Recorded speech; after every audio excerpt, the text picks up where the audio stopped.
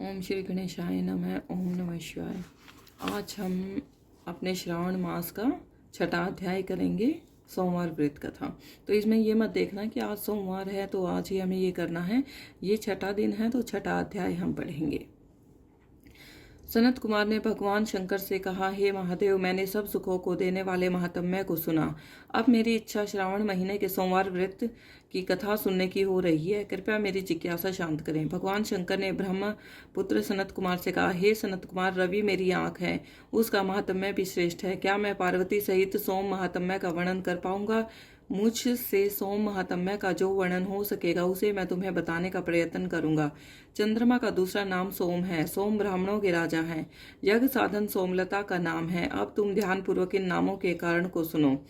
सोमवार मेरा स्वरूप है। 12 महीनों में सोमवार का व्रत करना उत्तम है। यदि वर्ष के सब सोमवार के व्रत करने में कोई असमर्थ है तो श्रावण मास के सोमवारों का व्रत करना चाहिए। श्रावण मास के सब सोमवारों का व्रत करने से वर्ष भर के सोमवारों के व्रत का फल मिल जाता है। श्रावण मास के सब सोमवारों का व्रत करने का संकल्प करके प्रति सोमवार की शाम को भगवान सदाशिव महादेव का अर्चन करें।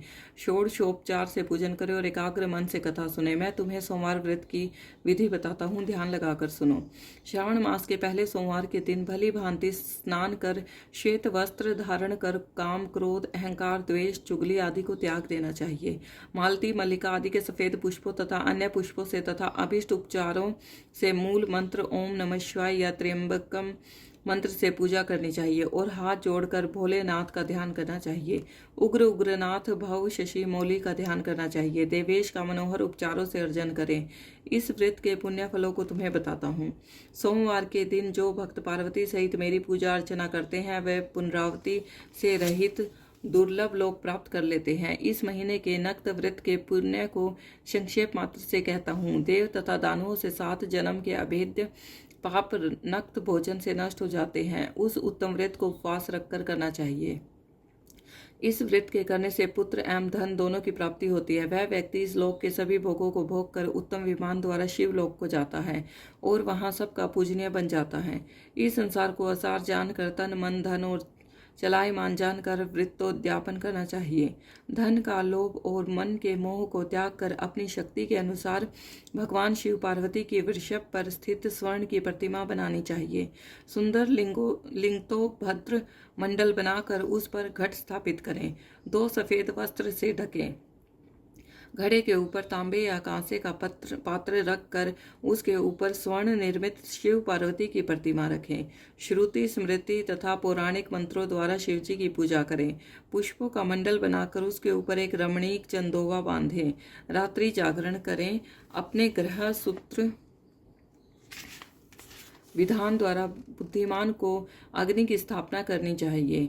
सर्वभवनाशन आदि 11 नामों से हवन करना चाहिए। पलाश की लकड़ियों से 108 आहुतियां देनी चाहिए। घी, तिल और बेलपत्र आदि द्वारा ओम नमः शिवाय मंत्र से हवन करना चाहिए। इसके बाद आचार्य का पूजन कर अर्चन कर दक्षिणा में गौ देनी चाहिए। 11 ब्राह्मणों को भोजन कराकर उनको कांसे के घड़े देने चाहिए। देवता पर चढ़ी सामग्री आचार्य को दें और प्रार्थना करें कि मेरा व्रत पूर्ण हो। इस व्रत से भगवान शिव प्रसन्न हों। आदर पूर्वक हाथ जोड़कर पहले ब्राह्मणों को फिर आचार्य को विदा करें। इसके बाद बंधु बांधवों सहित भोजन करें। जो विधि विधान से इस व्रत को करता है उसकी सारी इच्छाएं पूरी होती हैं। अंत में वह उत्तम विमान में बैठकर शिवलोक में जाता है जहां उसे आदर सम्मान प्राप्त होता है। सबसे पहले सोमवार व्रत को भगवान वासुदेव ने किया था।